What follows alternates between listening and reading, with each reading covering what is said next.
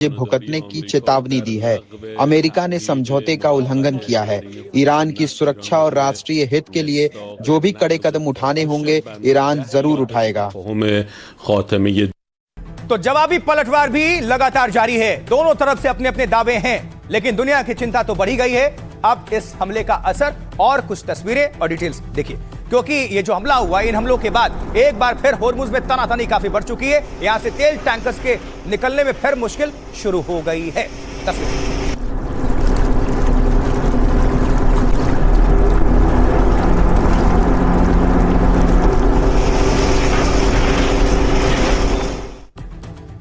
तो हमला और जवाबी हमला यानी पलटवार, अब इसका असर किस तरह से फिर पड़ेगा या पड़ने लगा है, आइए समझ लेते हैं। देखिए, अमेरिका ईरान के हमले और डोनाल्ड ट्रंप के ऐलान के बाद तेल की कीमतें फिर से आसमान पर हैं, तो शेयर बाजार भी भारी गिरावट वहां पर भी देखी गई है। अमेरिका ईरान जंग और डोनाल्ड ट्रंप के ऐलान से तेल की कीमतों में उछाल दर्ज हुआ है। ट्रंप के समझौता खत्म करने के ऐलान से तेल की कीमतें 6% तक जा बढ़ी हैं। ब्रेंट क्रूड करीब 6% बढ़कर दोबारा $75 प्रति बैरल तक जा पहुंचा है। सीज फायर के बाद तेल की कीमतें कम होनी शुरू हो गई थी और अमेरिका ने ईरान के तेल निर्यात पर फिर से प्रतिबंध का ऐलान कर दिया है। अब इसके चलते बाजार में सप्लाई प्रभावित होने की आशंका बढ़ चुकी है। इसी वजह से कच्चे तेल की कीमतों में तेजी आई। जंग के बीच दुनिया भर के शेयर बाजार में भी हाहाकार है। जैसे यूरोपीय शेयर बाजारों में 2% से ज्यादा की गिरावट देखने को मिली। वहीं सेंसेक्स 1677 अंक गिरकर 76,504 पर बंद हुआ, 504 पर। भारतीय शेयर बाजार 20 मिनट में ही 1000 अंक टूट गया। भारत अपनी जरूरत का 85% से ज्यादा कच्चा तेल आयात करता है। तेल की कीमतें बढ़ने या सप्लाई प्रभावित होने से सीधा असर पड़ेगा, यह सब हमने देख भी लिया है। अब सवाल यह है कि अगर दोबारा जंग शुरू तो आगे क्या होगा। सुनिए डिफेंस एक्सपर्ट टीपी त्यागी इसको लेकर क्या कह रहे हैं। षड्यंत्र के अंतर्गत ही अमेरिका ने मौका दिया हो ईरान को, लेकिन फिर भी कई मौके दिए गए कि मिडिल ईस्ट के अंदर शांति आ जाए, समझौता हो जाए, लेकिन ईरान ने उसे मानने से इनकार कर दिया।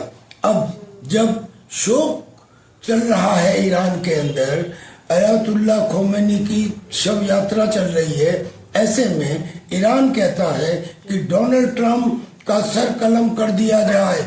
डोनाल्ड ट्रंप को जो मारेगा उसको 10 करोड़ रुपए का इनाम दिया जाएगा और बाकायदा एक मुख्तार यूनिट बना दी गई है जिसमें तरह तरह के कॉम्पिटेंट किलर्स ज्वाइन करवा दिए गए हैं।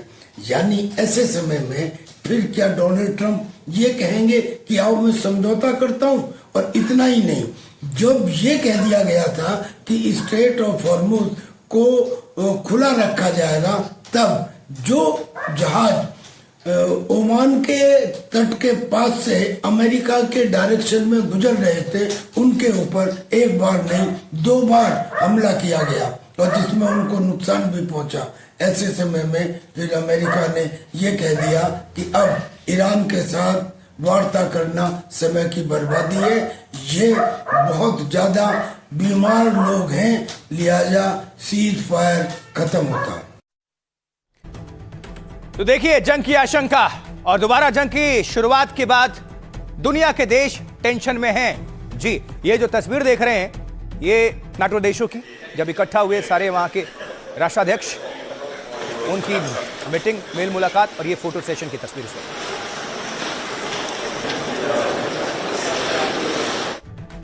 अब इस जंग को लेकर दुनिया के देश क्या कुछ कर रहे हैं, आइए जरा समझ लेते हैं।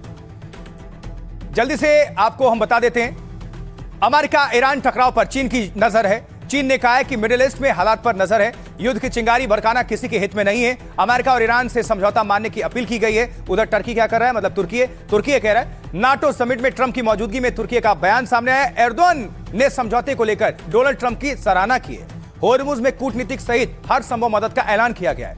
ओमान ने बहरीन, कुवैत और होर्मुज में हमलों की निंदा की है। सऊदी अरब कतर से कमर्शियल जहाजों पर हमले को गलत बताया। ओमान ने कहा कि वो बहरीन और कुवैत के साथ खड़ा है। सभी पक्षों से संयम बरतने, तनाव कम करने की अपील की गई है। कनाडा, खामनई के अंतिम संस्कार के लिए तनाव खत्म किया गया था। ईरान गैर जिम्मेदाराना हरकतें कर रहा था। सऊदी और कतर के ठिकानों पर हमले कर रहा था। अमेरिका ने ईरान को इसका उचित जवाब दिया है। तो तुर्की और कनाडा ने अमेरिका का समर्थन किया इसी बीच। काम बिगाड़ने की कोशिशों के बावजूद मैं ईरान संकट को समाधान की ओर ले जाने में अपने दोस्त ट्रंप के साथ मजबूत रुख की तारीफ करता हूं। हम अपनी कूटनीतिक कोशिशों के अलावा हॉर्मुज को बारूदी सुरंगों से मुक्त कराने के लिए योगदान देने को तैयार हैं। खामनेई के अंतिम संस्कार के लिए तनाव को कम करने का दौर लागू किया गया था। ईरान गैर जिम्मेदाराना हरकतें कर रहा था, खासकर सऊदी और कतर के ठिकानों पर हमले कर रहा था और इसका उचित जवाब दिया गया है। अब आगे बढ़ते हैं। अब अगली बड़ी खबर आज की, राम मंदिर। जी, राम मंदिर में चढ़ावा चोरों पर कैसे योगी की पुलिस और एसआईटी का शिकंजा कस रहा है, यह भी समझने वाली बात है। और अयोध्या में एसआईटी कैसे खर्चे के सारे पुराने चैप्टर्स खोलेगी, वो सब आपको आगे हम बताने जा रहे हैं। और डिटेल में यह भी दिखाएंगे कि फर्जी रसीद के कितने चश्मदीद हैं, जानना जरूरी है। देखिए, योगी चढ़ावा चोरी को लेकर हो रही जांच और एक्शन पर लगातार निगरानी रख रहे हैं और निर्देश दे रहे हैं कि किसी भी कीमत पर आस्था से खिलवाड़ बर्दाश्त नहीं होगा। योगी आज वाराणसी में मौजूद थे, जहां उन्होंने काशी विश्वनाथ मंदिर में विधि विधान के साथ पूजा अर्चना की है।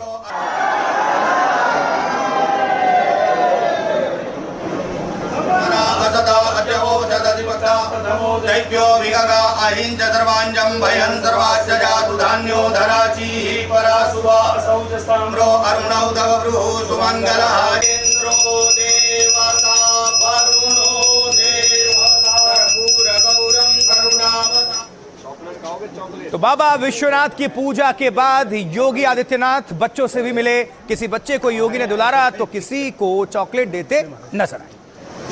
चॉकलेट खाओगे? चॉकलेट क्या मंगाया? इधर इधर दे दे। अरे आए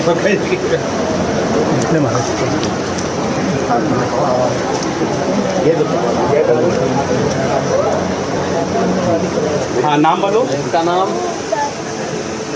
स्कूल जाती हो? स्कूल कौन क्लास से पढ़ती है? आइए। में बड़ा कौन है? बड़ा कौन है? बड़ी ये है, देखो ये बड़ी है ना। कौन बड़ा है? भैया बड़े हैं।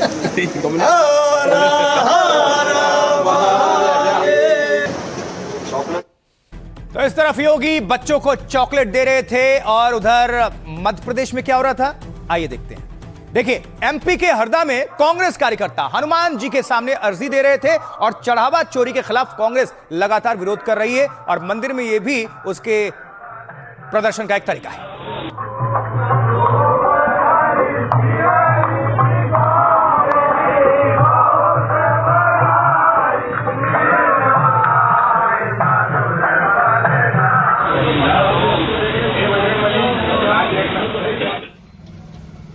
तो सियासी हंगामा और बवाल के बीच ट्रस्ट के कोषाध्यक्ष गोविंद गिरी आज अयोध्या में चंपत राय से मिलने पहुंचे और चंपत राय इस्तीफा देने के बाद से अयोध्या में एकांतवास पर हैं।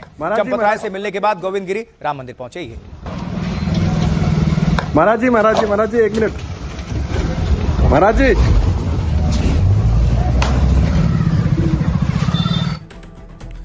तो राम मंदिर में गोविंद देव गिरी ने एक अहम बैठक भी बुलाई थी और इस बैठक में गोपाल राव भी शामिल हुए। गोपाल राव ट्रस्ट के आमंत्रित सदस्य रहे हैं और उन पर चोरी में शामिल होने के आरोप लगते रहे हैं।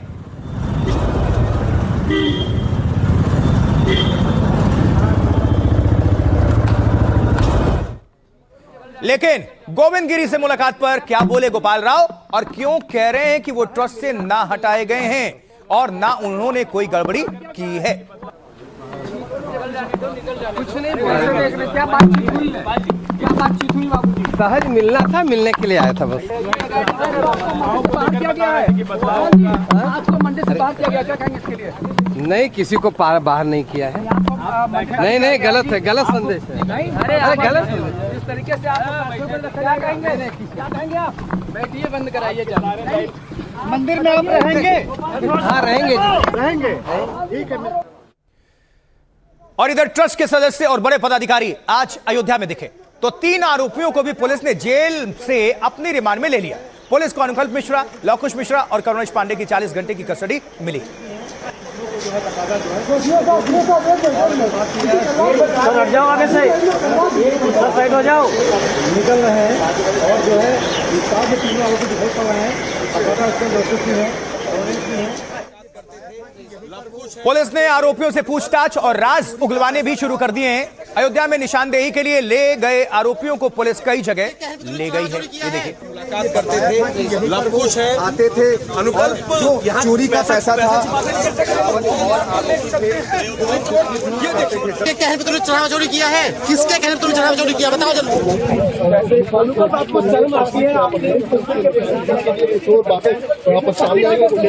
आप लोग प्लीज क्या कहना चाहिए?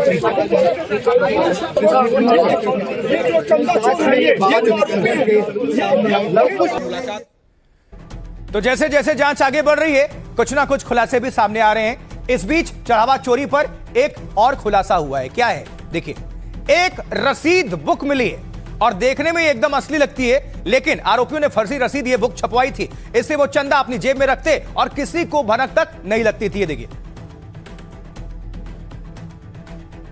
ये फर्जी रसीद बुक।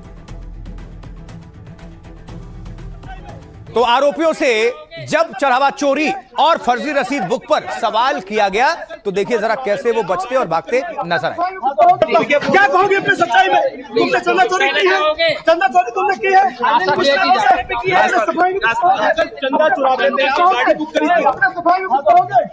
अपने सफाई में कुछ कहोगे? अपने सफाई में कुछ कहोगे? अपने सफाई में कुछ कहोगे? ये रास्ता आप लोग कैसे आयो हैं, सीओ हैं, इनके नेतृत्व में यहाँ पर आरोपियों को बैठाया गया। पहली गाड़ी जो है वो स्कॉर्पियो है। तो फर्जी रसीद से आरोपी कैसे चंदा चोरी करते थे वो डिटेल भी आपके सामने रख देते हैं। देखिए, चढ़ावा चोरी के 3 आरोपियों को पुलिस ने रिमांड पर ले लिया है। अनुकल्प, लवकुश और करुणेश। ये 40 घंटे की हिरासत में है। आरोपियों से पूछताछ में एक और बड़े फर्जीवाड़े का खुलासा हुआ। आरोपियों से राम जन्मभूमि तीर्थ क्षेत्र की पुरानी फर्जी रसीद बरामद हुई। ये रसीद बिल्कुल असली जैसी ही है और इसमें राम जन्मभूमि तीर्थ क्षेत्र का लोगो भी है। आरोपियों ने कबूल किया है कि फर्जी रसीद पैसे ऐंठने का बड़ा जरिया थी। ये सूत्र बता रहे हैं, शुरुआत में जब कोई राम मंदिर में दान या चढ़ावे की इच्छा जाहिर करता तो टिन्नू यादव, लवकुश, अनुकल्प और बाकी आरोपी इन्हें झांसे में ले लेते और उनसे पैसे ले लेते और उन्हें रसीद के तौर पर यह फर्जी रसीद पकड़ा देते ताकि दान या चढ़ावा देने वाले किसी भी भक्त को उन पर शक ना हो। इस तरह फर्जी रसीद से जमा पैसे आरोपी आपस में बांट लेते थे, बांटने लगे थे और इन पैसों से उन्होंने काफी जमीन जायदाद बना ली। नई व्यवस्था के तहत जब दान की रसीद ऑनलाइन मिलने लगी तो आरोपियों ने इन फर्जी रसीदों का इस्तेमाल बंद कर दिया था। ये सब कुछ सूत्र बता रहे हैं। पुलिस और एसआईटी अब आरोपियों की संपत्तियों की जांच में लगी हुई है और यह भी पता किया जा रहा है कि आरोपियों ने जो प्रॉपर्टी या सामान खरीदा था उसका भुगतान उन्होंने ऑनलाइन किया था या फिर कैश। पुलिस ने अनुकल्प मिश्रा के चाचा के घर भी छापेमारी की और रिमांड में लिए आरोपियों से बाकी सबूतों की भी तलाश में पुलिस लगी हुई है। तो एक तरफ चोरी के नोटों पर बड़े खुलासे हो रहे हैं, इस पर कैसे सियासी विस्फोट मचा है और कैसे योगी आस्था का अपमान करने वालों को बड़ी चोट देने की बात कर रहे हैं। सुनिए जरा सबको। लगभग 150 लोग अयोध्या में जो मंदिर में चढ़ावा आता है उसकी काउंटिंग में है। 50 दल जांच किया और जो प्रमाण मिले केवल 6 लोग इसमें चोरी करते हुए पाए गए। 2 लोग उसमें साजिश का पार्ट थे, यानी कुल 8 लोग। ट्रस्ट ने उसके अनुसार एफआईआर दर्ज करवाई, कार्रवाई हो गई। कांग्रेस और समाजवादी पार्टी अचानक सक्रिय हो गई। जो जन्मजात अयोध्या को कोसने वाले लोग थे, खानदानी अयोध्या को कोसने वाली पार्टियां थी, उनको एक मुद्दा मिल गया। कांग्रेस शर्म भी नहीं आई इनको भगवान राम और भगवान कृष्ण के बारे में इनको काल्पनिक कहने में तनिक भी लज्जा नहीं आई। हमारे प्रभु को काल्पनिक बोलने वाले लोग किस मुंह से आज अयोध्या में आस्था की बात कर रहे हैं। चोर की दाढ़ी में तिनका, इतना बड़ा धोखा हुआ देश की जनता की आस्था के साथ। भगवान राम लोग कहते हैं कि अयोध्या से वापस चले गए और जो है इधर से उधर बात करे मुख्यमंत्री, बजाय इसके सही जांच करके दोषियों को दंडित करे और घुमा फिरा के दूसरों की बात करे तो इससे ज्यादा कोई दुर्भाग्य की और शर्म की बात हो ही नहीं। लेकिन एक सवाल खड़ा होता है कि जहाँ कोई भी घटना हो रही है तो उसमें अखिलेश जी का भी इरादा जरूर आ जा रहे हैं, पता नहीं कहीं। देखिए, एसआईटी प्रथम दृष्टया 8 लोगों के एफआईआर किया, जेल गए, फिर वो जांच कर रही है। जैसे जांच आगे बढ़ेगी जो लोग इसमें होंगे किसी को बख्शा नहीं जाएगा।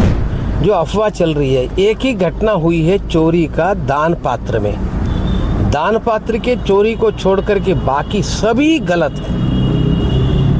केवल दान पात्र की चोरी की जो भी विषय है उतना मात्र के लिए यहाँ है, बाकी सब व्यवस्थाएं ठीक चल रही है। इसके अलावा अब है हमारे पास, उस दिन दिखाए भी, जिसको चाहिए वो आ जाए, देखे, परखे, अगर उनकी रसीद नहीं मिली रसीद ले ले, सब हमारे पास सुरक्षित रखा है, ऐसे कोई समस्या नहीं। पकड़े गए।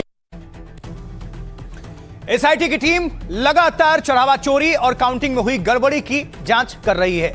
एसआईटी अब मंदिर में खर्च के पुराने सारे रिकॉर्ड्स खंगालने में जुटी हुई है।